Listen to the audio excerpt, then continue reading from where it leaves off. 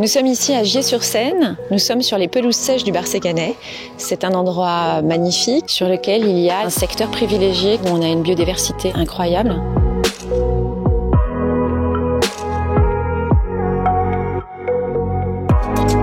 Pelouse sèche, c'est vraiment des milieux ouverts. Alors pelouse, c'est pas ce qu'on a dans notre jardin, c'est des milieux agro-pastoraux.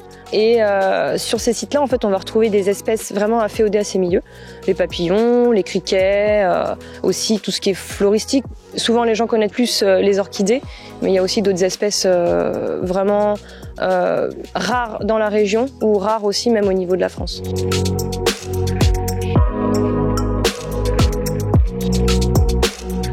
Ce site-là, en fait, c'est un site qui est conservatoire, qu'on gère avec la commune, mais c'est également un site qui est répertorié au niveau Natura 2000. Donc Natura 2000, c'est un réseau européen qui permet en fait de répertorier des sites écologiques intéressants et importants.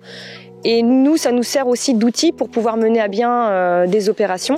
Et donc, par exemple, dans le cadre de Natura 2000, on a pu remettre en place le pâturage en faisant des contrats Natura 2000. On est sur un secteur agricole, un secteur sur lequel on a des gens qui travaillent et en même temps on a ces milieux préservés. Je pense que l'image est belle. Ça veut dire aussi qu'il y a une prise de conscience. On n'est pas agriculteurs, viticulteurs et pollueurs, on est aussi des agents de préservation de la biodiversité. Sur ces pelouses ici, avant, il y a très longtemps, on avait surtout de l'élevage. Donc quand il y a des bêtes qui pâturent, ça entretient le site, ça reste ouvert.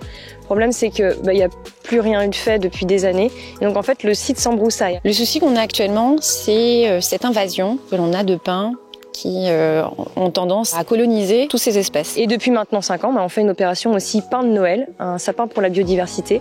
Et en fait, les communes vont venir chercher des pins pour décorer leur commune. Ces pins, sont quand même jolis, ils sont quand même emblématiques de notre période de Noël.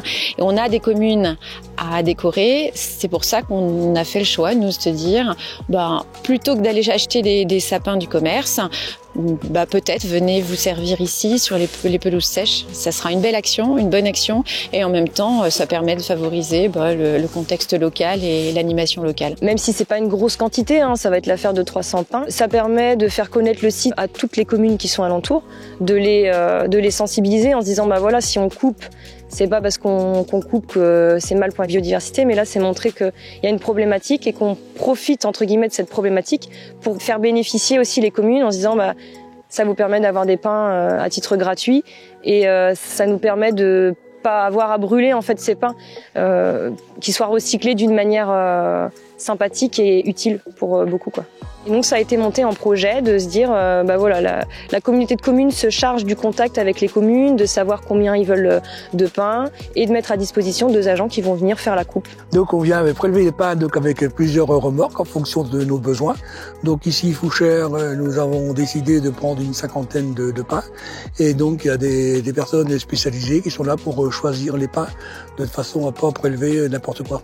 On a commencé en 2015 avec quelques maires. Alors les habitants de ma commune, quand je leur ai expliqué, parce que c'est vrai qu'au démarrage ils me disaient ils sont pas trop fournis, alors il faut en mettre plusieurs, etc. Quand je leur ai expliqué vraiment d'où ça venait et quel était le contexte et pourquoi c'était important, en fait ils ont trouvé ça super quoi. Ils ont vraiment adhéré complètement et je pense que maintenant j'aurais du mal à revenir en arrière en allant chercher des sapins purement commerciaux, plus artificiels. Il y a 2 intérêts, d'une part préserver la nature et d'autre part décorer le village avec moins d'investissement. C'est une action qui a permis à la communauté de communes aussi d'être simplement un facilitateur de cet événement-là, puisqu'on met à disposition du personnel, c'est quelque chose de très simple, on relaie l'information, on essaye même d'aider les maires quand il y a des difficultés, par exemple pour les livraisons, des choses comme ça par rapport aux véhicules adaptés. Et je pense que dans le monde actuel où tout est compliqué, là c'est quelque chose, une action très très simple et pourtant qui a une super vocation derrière, qui est juste la protection de nos milieux naturels.